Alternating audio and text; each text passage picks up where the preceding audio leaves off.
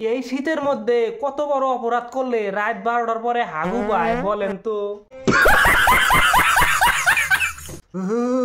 এখন শীতকাল, এখন কিন্তু বিছানা গরম হবে না। যদি বিছানা গরম হয় তাহলে কম্বল গরম হবে না, যদি কম্বল গরম হয় তাহলে কিন্তু পা গরম হবে না।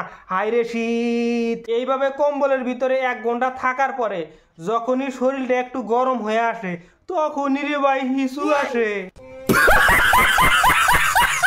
এই করতে করতে সকাল হয়ে যায়, এরই নাম বলে শীতকাল।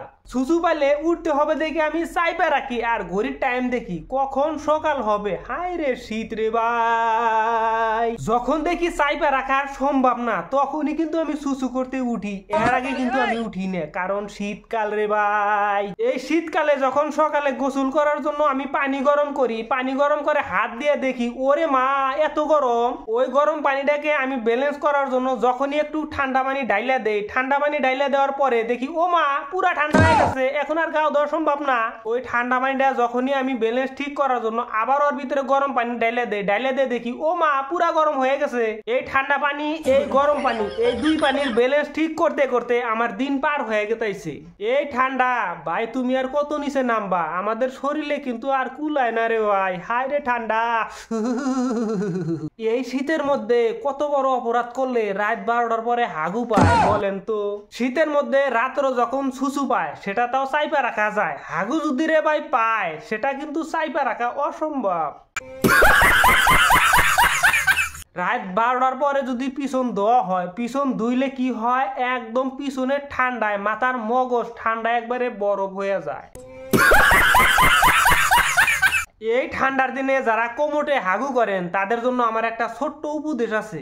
আপনারা কোমরের একটা সোয়েটার কিনবেন, কোমরের সোয়েটার কিনে কোমরকে পরায় দিবেন, পরায় দিয়ে ওই কোমরের উপর বসে আঁকবেন, কি যে মজা রে ভাই। শীতকালটা আসলে মনে হয় গরমকালটাই ভালো ছিল। শীতকালে কি হয়, সবসময় কাশি হয়।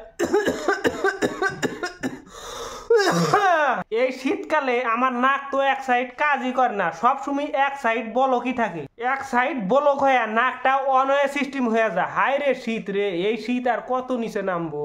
আমি গরমের সময় দিনে 3বার করে গোসল করছি, সকাল একবার গোসল করছি, দুপুরে একবার গোসল করছি, আবার সন্ধ্যার টাইমে আবার গোসল করছি।